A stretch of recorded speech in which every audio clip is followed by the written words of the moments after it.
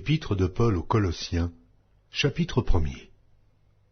Paul, apôtre de Jésus-Christ, par la volonté de Dieu, et le frère Timothée, aux saints et fidèles frères en Christ qui sont à Colosse. Que la grâce et la paix vous soient données de la part de Dieu notre Père. Nous rendons grâce à Dieu, le Père de notre Seigneur Jésus-Christ, et nous ne cessons de prier pour vous.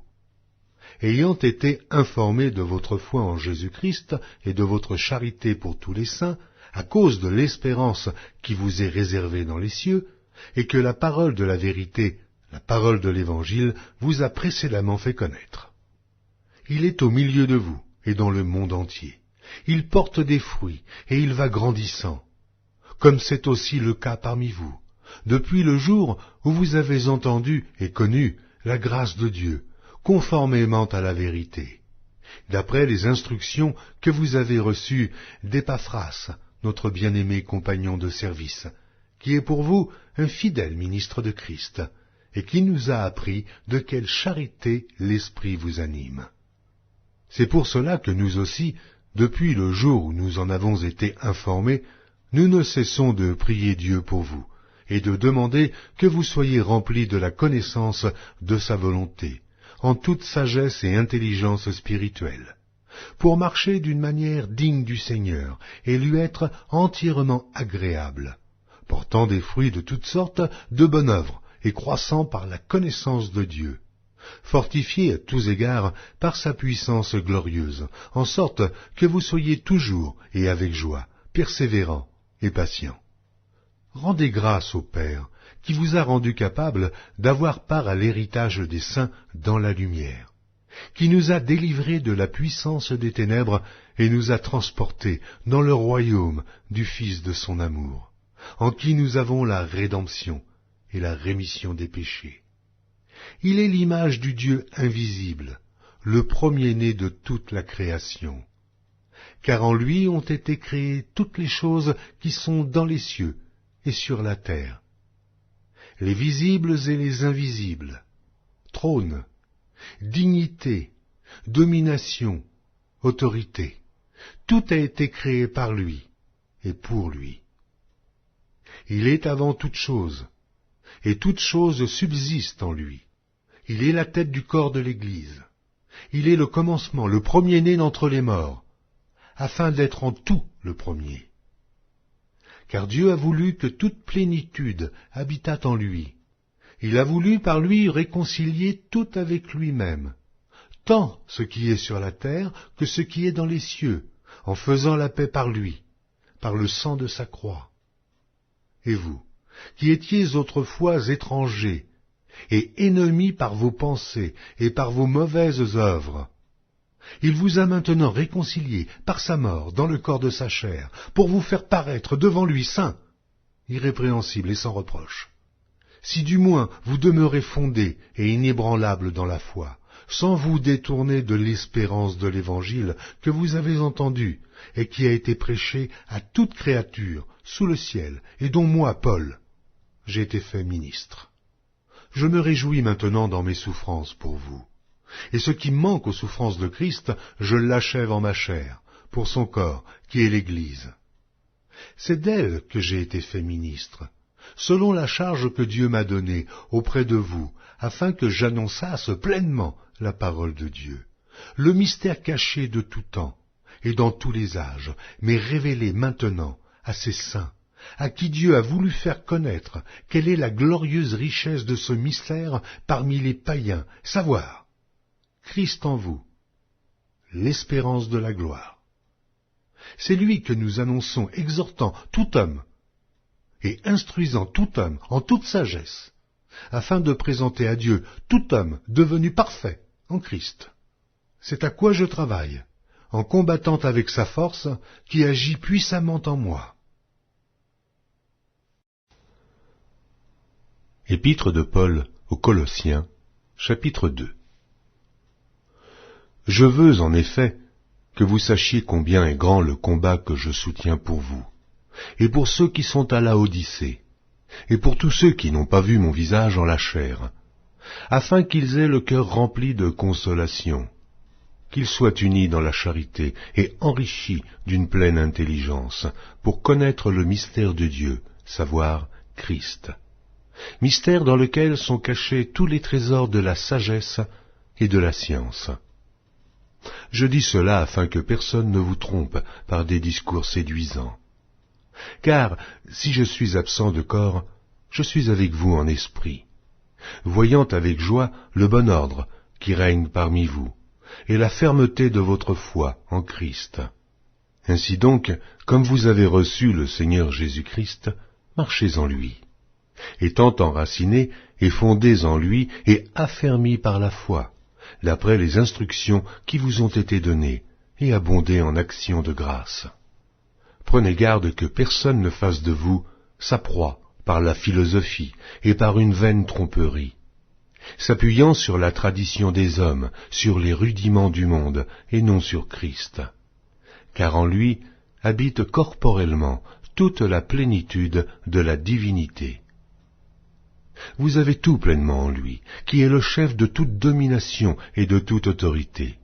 C'est en lui que vous avez été circoncis, d'une circoncision que la main n'a pas faite, mais de la circoncision de Christ, qui consiste dans le dépouillement du corps, de la chair, ayant été ensevelis avec lui par le baptême.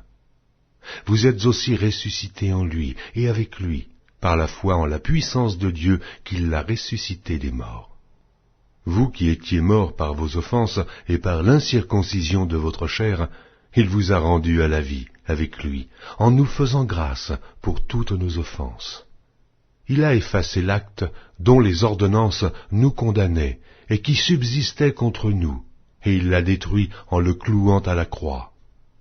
Il a dépouillé les dominations et les autorités, et les a livrées publiquement en spectacle, en triomphant d'elles par la croix. Que personne donc ne vous juge au sujet du manger ou du boire, ou au sujet d'une fête, d'une nouvelle lune ou des shabbats. C'était l'ombre des choses à venir, mais le corps est en Christ. Qu'aucun homme sous une apparence d'humilité et par un culte des anges ne vous ravisse à son gré le prix de la course, tandis qu'il s'abandonne à ses visions et qu'il est enflé d'un vain orgueil par ses pensées charnelles, sans s'attacher au chef, dont tout le corps, assisté et solidement assemblé par des jointures et des liens, tire l'accroissement que Dieu donne. Si vous êtes morts avec Christ au rudiment du monde, pourquoi, comme si vous viviez dans le monde, vous impose-t-on ces préceptes? Ne prends pas, ne goûte pas, ne touche pas, préceptes qui tous deviennent pernicieux par l'abus, et qui ne sont fondés que sur les ordonnances et les doctrines des hommes. Ils ont, à la vérité, une apparence de sagesse, en ce qu'ils indiquent un culte volontaire, de l'humilité et le mépris du corps. Mais ils sont sans aucun mérite et contribuent à la satisfaction de la chair. Épître de Paul aux Colossiens, chapitre 3. Si donc vous êtes ressuscités avec Christ, cherchez les choses d'en haut, où Christ est assis à la droite de Dieu. Affectionnez-vous aux choses d'en haut, et non à celles qui sont sur la terre, car vous êtes morts, et votre vie est cachée avec Christ en Dieu. Quand Christ, votre vie, paraîtra, alors vous paraîtrez aussi avec lui dans la gloire. Faites donc mourir les membres qui sont sur la terre, l'impudicité, l'impureté, les passions, les mauvais désirs et la cupidité qui est une idolâtrie. C'est à cause de ces choses que la colère de Dieu vient sur les fils de la rébellion, parmi lesquels vous marchiez autrefois, lorsque vous viviez dans ces péchés. Mais maintenant, renoncez à toutes ces choses, à la colère, à l'animosité, à la méchanceté, à la calomnie, aux paroles déshonnêtes qui pourraient sortir de votre bouche. Ne mentez pas les uns aux autres, vous étant dépouillés du vieil homme et de ses œuvres, et ayant revêtu l'homme nouveau, qui se renouvelle dans la connaissance, selon l'image de celui qui l'a créé. Il n'y a ici ni grec, ni juif, ni circoncis, ni incirconcis, ni barbare, ni chite, ni esclave, ni libre, mais Christ et tout, et en tous. Ainsi donc, comme des élus de Dieu, saints et bien-aimés, revêtez-vous d'entrailles de miséricorde, de bonté, d'humilité, de douceur et de patience. Supportez-vous les uns les autres, et si l'un a sujet de se plaindre de l'autre, pardonnez-vous réciproquement. De même que Christ vous a pardonné, pardonnez-vous aussi. Mais par-dessus toutes ces choses, revêtez-vous de la charité, qui est le lien de la perfection. Et que la paix de Christ, à laquelle vous avez été appelés pour former un seul corps, règne dans vos cœurs, et soyez reconnaissants. Que la parole de Christ habite parmi vous abondamment. Instruisez-vous et exhortez-vous les uns les autres en toute sagesse, par des psaumes, par des hymnes, par des cantiques spirituels, chantant à Dieu dans vos cœurs sous l'inspiration de la grâce. Et quoi que vous fassiez en parole ou en œuvre, faites tout au nom du Seigneur Jésus, en rendant par lui des actions de grâce à Dieu le Père. Femmes, soyez soumises à vos maris comme il convient dans le Seigneur. Maris, aimez vos femmes, et ne vous aigrissez pas contre elles. Enfants, obéissez en toutes choses à vos parents, car cela est agréable dans le Seigneur. Pères, n'irritez pas vos enfants, de peur qu'ils ne se découragent. Serviteurs, obéissez en toutes choses à vos maîtres, selon la chair, non pas seulement sous leurs yeux, comme pour plaire aux hommes, mais avec simplicité de cœur, dans la crainte du Seigneur. Tout ce que vous faites, faites-le de bon cœur, comme pour le Seigneur, et non pour des hommes, sachant que vous recevrez du Seigneur l'héritage pour récompense. Servez Christ le Seigneur. Car celui qui agit injustement recevra selon son injustice. Il n'y a point d'acception de personne.